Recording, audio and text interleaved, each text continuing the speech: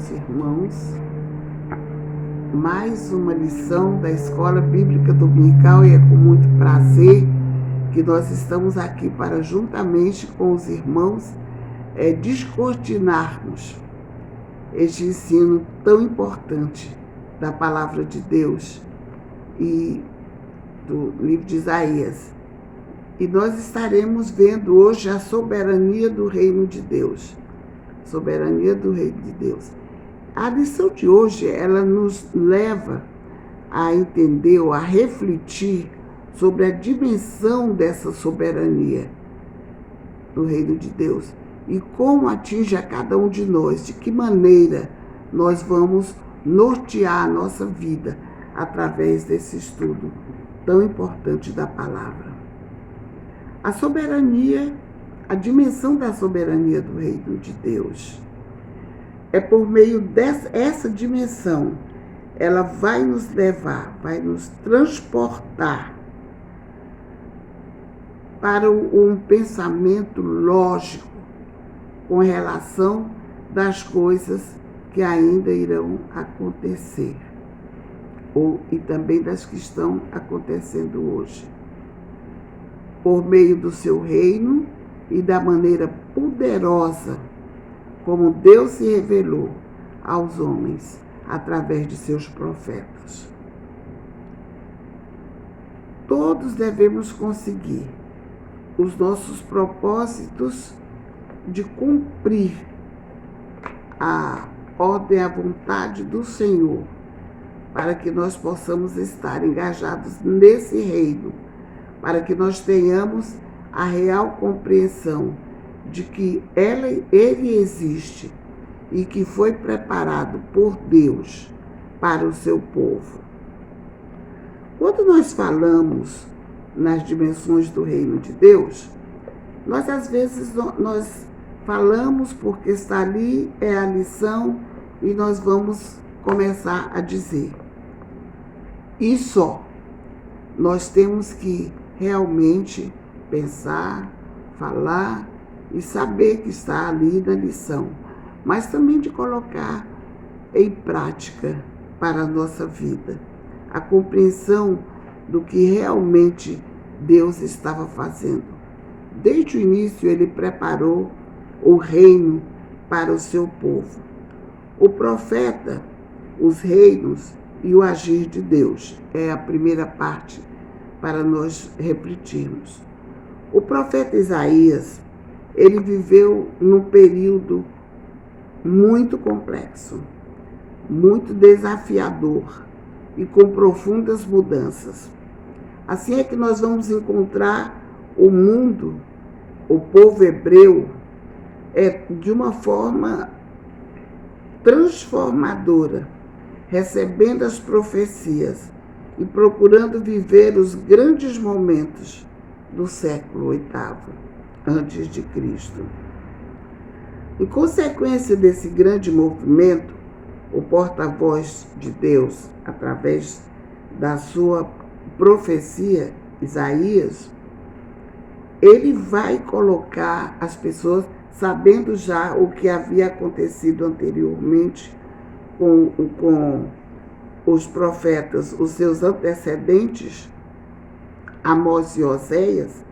Agora ele vai realmente colocar numa linha coerente ao entendimento do seu povo. Muitas vezes nós pensamos assim, as coisas da Bíblia são ditas de uma tal forma que nós não chegamos a compreendê-la, ou às vezes nós dizemos muitas coisas muito difíceis o livro, principalmente as coisas que estão no Velho Testamento. O porta-voz dos profetas, ele estava atento para o chamamento do Senhor e para a sua ordem. Essa alternância de acontecimentos, de ocorrência ali no povo do reino de Israel, do próprio reino de Israel, as ocorrências que eram sempre em alternância. O que acontecia? O povo caminhava o povo estava passando por momentos, muitas vezes, de grande amadurecimento espiritual e trabalhos também, em termos espirituais. E após um período de toda uma prosperidade, a Síria, os babilônios, ascenderam o poder e conquistaram as terras que outrora pertenciam a eles. Eles foram conquistados pelos babilônios. E é nesse contexto que Deus levanta o seu profeta para falar contra os babilônios. Ele vai agora colocar ordem nas coisas. A mensagem que Isaías, filho de Amós, recebeu em visão acerca da Babilônia está em Isaías 13, verso 1. Isaías 13, verso 1, diz assim: essa é a mensagem que Isaías, filho de Amós, recebeu em visão acerca da Babilônia. Está lá em Isaías esse termo. Aquela foi a mensagem mais forte que ele proferiu em todos os tempos. A grandeza e a soberania de Deus estava diante daquele povo. O povo estava sendo massacrado, na expressão correta da palavra. Mas agora o profeta vem e a mensagem é uma mensagem muito forte, foi uma mensagem que demonstrava a grandeza de Deus diante de qualquer outro reino, e no verso 13, verso 1. E a mensagem vai toda contra a Babilônia. Uma mensagem contra a Babilônia. O que é que ele vai colocar? O que o profeta vai colocar nele? Ele vai falar sobre o dia do Senhor. O dia do Senhor. Já e ainda não. No verso 6 do mesmo capítulo 13. O profeta Isaías, ele inaugura o tema, o dia do Senhor, que é a expressão máxima do juízo de Deus para com os homens. Mas o que seria esse juízo de Deus e a expressão máxima? Por meio do profeta Isaías, nós aprendemos que o Senhor é um socorro bem presente. Nós lemos no Salmo 46, socorro bem presente nas tribulações, nas angústias, nos encalços da vida. O profeta que está aos pés do Senhor, recebendo a mensagem para reportar, mais adiante nós vamos ver o juízo de Deus sobre o povo em Salmo 125, verso 1, porque os que confiam no Senhor serão como os montes de Sião, que não se abalam, mas que permanecem para sempre. Os que confiam no Senhor serão como montes que não se abalam. Eu confio no Senhor, você confia no Senhor, então você é inabalável. É isso que o texto está dizendo. Mas como ser inabalável numa situação adversa, em momentos de muita complexidade, onde nós não sabemos sequer que direção tomar? É dessa forma que Deus entra na história. Porque ele prometeu lá, nós temos o registro, Salmo 46, que não deixaria. Que ele é o nosso reforço, que é a nossa fortaleza. Então a nossa fortaleza vem aí. O braço do Senhor estando sempre estendido para o seu povo. Será que nos dias de hoje isso tem ocorrido em nosso meio? Nós temos passado por momentos tão difíceis. Nós temos passado por uma pandemia com uma mortalidade tão grande, maior já quase do que os mortos nas últimas 2 grandes guerras sobre a face da Terra. Nem a gripe espanhola levou tantas vidas como essa pandemia do Covid-19. Nós estamos vivendo um turbilhão que não sabemos como sair, nem para que lado caminhar. Mas o Senhor prometeu lá aos antigos, e a sua promessa é revigorada entre nós. Ele é o nosso refúgio, é a nossa fortaleza. Ele está sempre de braços estendidos para nos amparar, para nos guiar, para nos proteger.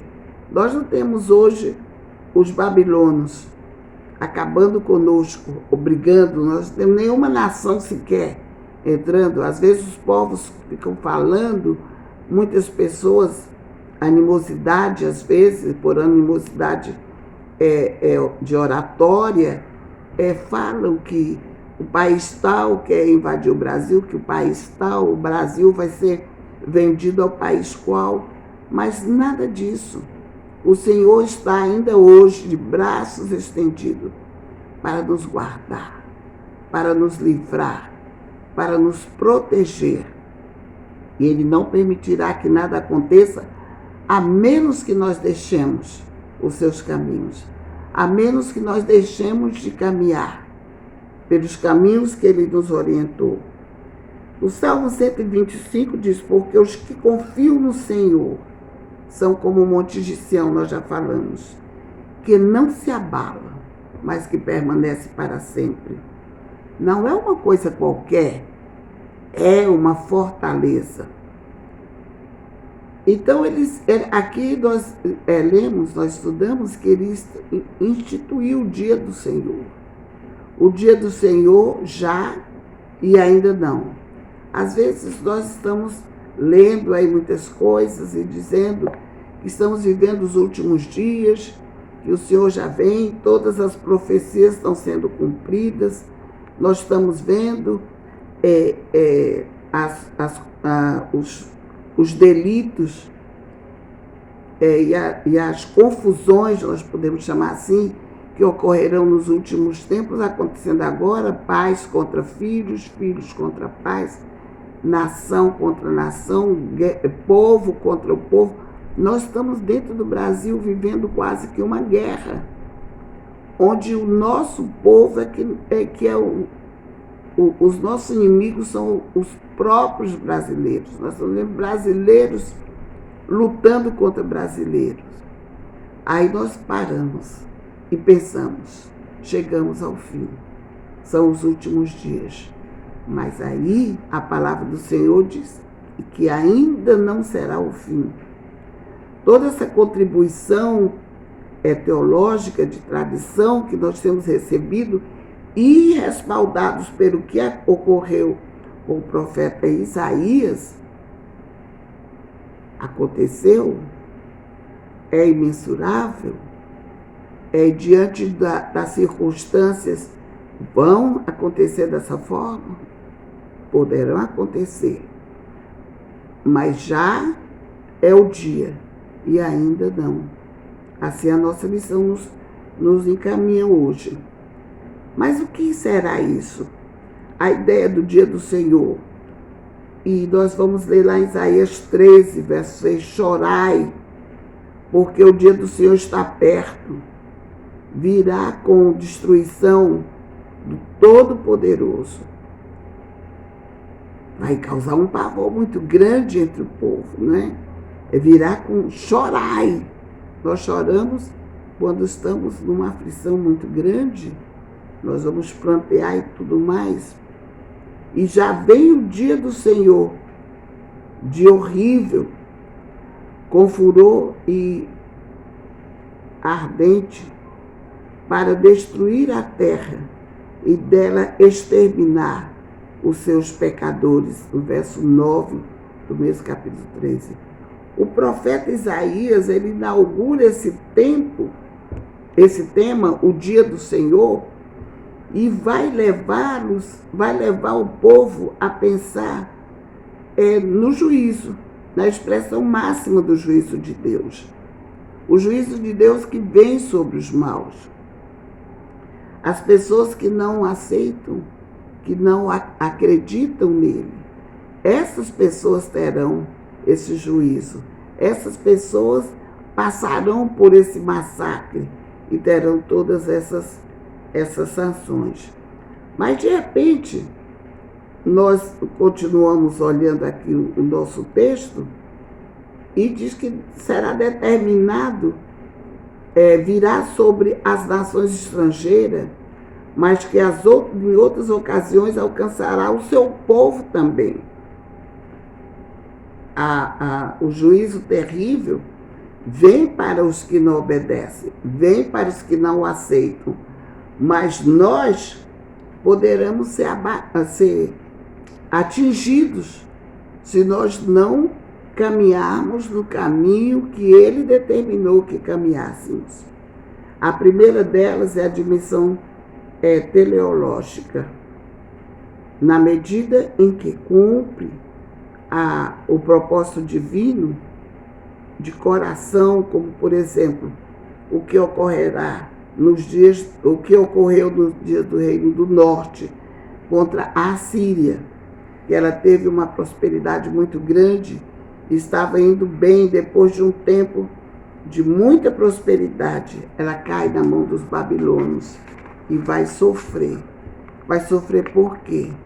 Porque ela não deu continuidade aos segmentos aprendidos de colocar Deus em primeiro nas suas vidas. Então, ainda não é o fim. Ainda não é o fim. É o já do dia do Senhor. Por sua vez, a função escatológica ocorrerá de maneira única, como se fosse assim o final de uma história, que é o ainda não. É como se fosse ainda não. A nossa lição está cheio desses textos. Já, ainda não, já ainda não, mas nós estamos entendendo. Então, a reflexão que se faz sobre esse tema, lá no Antigo Testamento, tem produzido um imenso debate. Muitas pessoas querem falar e explicar, algumas com determinação e conhecimento, outras sem nenhum conhecimento, achando-se capaz de falar sobre todas essas coisas. Definindo escatologia. O que é escatologia? Eles vão definir a escatologia como uma coisa assim, perca de fé. Mas são as coisas, a escatologia são as coisas que ainda hão de acontecer e que já estão acontecendo. Deus agindo na história para garantir essa dimensão. Ele vai agir na história e vai caminhar junto com o povo até o final. Assim ele prometeu. Nada foge à sua vontade, nada foge ao seu controle. Ele tem o controle sobre todas as coisas. Nós lemos na Bíblia e estamos sempre nos reforçando. Isaías, que vai retratar, que ele é retratado como a profecia de julgamento e condenação contra as nações gentílicas, a saber, a Babilônia, os babilônicos, os moabitas, Damasco, Efraim, a Etiópia, o Egito e os fenícios. O dia do Senhor não representa apenas juízo, mas também compaixão. Compaixão e consolação. Vamos ler Isaías 14, verso 1. O Senhor terá compaixão de Jacó, voltará a escolher Israel e os restabelecerá na sua própria terra. Que promessa maravilhosa, né? Restabelecendo Israel na sua própria terra. A dimensão do já, e ainda não, também é evidenciado nesse texto. No agir de Deus em relação a seu povo, Klaus, um escritor do texto, ele vai classificar esses eventos como ações epifânicas. Para ele, a epifania, as epifanias, retratam todas as ações de Deus. Tudo que Deus faz para nós, ou por nós também, com o objetivo de ajudar, de resgatar ou de salvar o seu povo. Ele está presente em toda a história. Deus está presente e está pronto para nos olhar, está pronto para nos ajudar, está pronto para nos proteger. O reino universal de Deus, e nós estamos caminhando para o final já da nossa lição. Na lição anterior, intitulada A Mensagem do Reino que Virá, apresentamos o reino de Deus numa proposta diacrônica, ou seja, a maneira progressiva de como revelou a compreensão de reino para o seu povo. Essa forma de entender o reino, ela vai sendo ampliada e ela vai ser considerada em uma perspectiva escatológica, que não restringe o seu alcance apenas para o povo hebreu, mas para todo aquele que nele crê e confia. Essa visão é para, a partir dos profetas pós-exílio, e os que, em algumas medidas, nós podemos perceber a tradição de Isaías, mais recente, sobretudo, a partir do capítulo 40, mais especificamente no capítulo 56 ao 66, nessa nova abordagem de reino de Deus, é marcada pela presença de que Israel terá sua sorte restaurada, libertando-se da opressão e tornando-se um povo para a glória de Deus. Isaías 17:7 diz: naquele dia, o homem olhará para aquele que o criou, e os seus olhos se fixarão no Santo de Israel. Em 76, em 760 a 700 a.C., os profetas Amós, Oséias, Isaías, Miqueias anunciaram o castigo de Deus para Israel e Judá. Eles também entenderam que Deus estava comprometido com o seu povo e não os abandonaria em tempo nenhum. Ele estaria sempre com eles. Amós exortou a ouvir o povo. Amós 5, verso 6, nós lemos assim: buscai ao Senhor e vivei. E Oséias disse: volta, ó Israel, para o Senhor teu Deus. Oséias 14:4. Isaías e Miqueias falam muitas vezes sobre os remanescentes de Israel que seriam salvos. Essa visão passou a contribuir de forma maravilhosa e fazendo uma grande moldura teológica para que o povo se preparasse para o advento do Messias.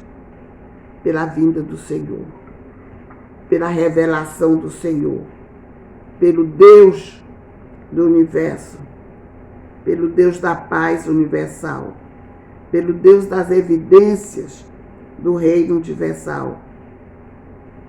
E de repente nós não podemos agora aqui ficar de braços cruzados pensando: há tantas pessoas que já morreram, tantos que já se foram e muitos ainda serão. E onde está Deus? Deus está bem na sua frente. Ele está no meio de nós, com os braços estendidos e pronto para levar, para salvar e conduzir aquele que nele crê.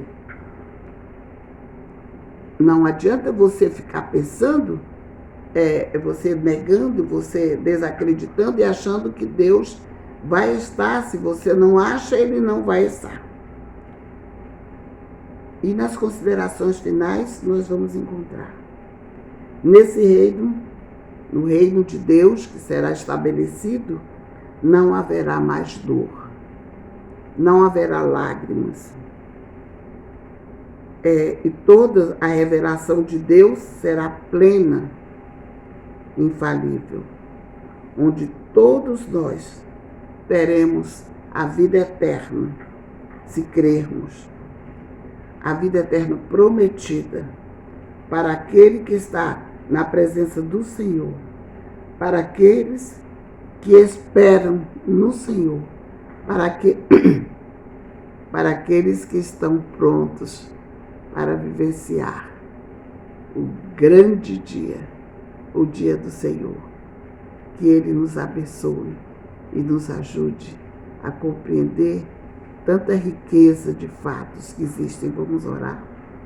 Senhor Deus e Pai, nós te agradecemos porque Tu és o Deus do passado, Tu és o Deus do presente e será também do futuro. Tu és o nosso Deus. Nós te agradecemos por isso. E te pedimos, Senhor, que Tu nos ajude a sermos fortes o bastante para estarmos sempre na Tua presença, não importa a circunstância. Estejamos sempre prontos e perto de Ti. Em nome de Jesus. Amém.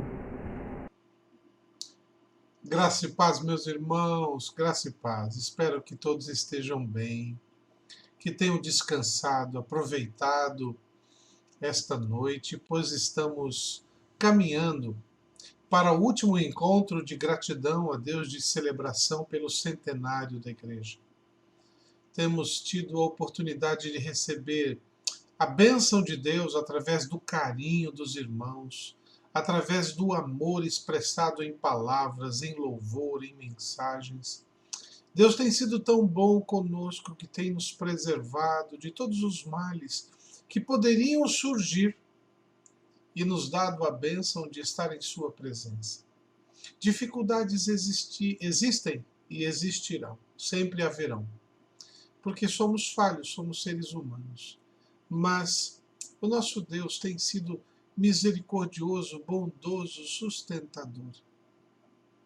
Convido você, meu irmão, após a reflexão da Escola Bíblica Dominical, que fala sobre Isaías, esse profeta que é o mais evangelístico do Antigo Testamento, a despertar os nossos pensamentos, as nossas vidas, como diz ali Isaías 61, desperta e resplandeça, pois está raiando o dia, está chegando o momento. Desperte para servir ao Senhor. Desperte para colocar a sua vida, sua capacidade, seus talentos nas mãos de Deus. Desperte para que o raiar de Cristo Jesus ilumine a sua vida e você possa estar na presença dele, sabendo que, apesar das nossas falhas, ele continua a cuidar de nós. Desperte sua vida, desperte seu coração. E que este domingo seja um domingo pleno na presença do Senhor, cheio de gratidão, porque você faz parte da história de uma igreja centenária. Você é centenário. Você é centenário. E seu papel agora nos próximos 100 anos, é um papel importantíssimo, pois nós vamos construir o legado para a nova geração. Há 100 anos atrás, um grupo de irmãos iniciou uma obra. Ela se desenvolveu e trouxe a mensagem do Evangelho à cidade de Porto Velho. Uniu, agregou outras denominações. Agora, estamos a 100 anos depois. A partir deste domingo, começa a nova etapa, os 101 anos, e você faz parte disso. Vamos celebrar, vamos agradecer a Deus. Vamos engrandecer o nosso Senhor através de um testemunho vivo e eficaz. E que Deus nos abençoe a estarmos juntos hoje à noite no culto, ali no ginásio Cláudio Coutinho, às 19 horas. E na celebração deste culto, mais uma vez, possamos honrar o nosso Deus amoroso que nos trouxe a vida em Cristo Jesus. Deus te abençoe e que te dê um excelente domingo.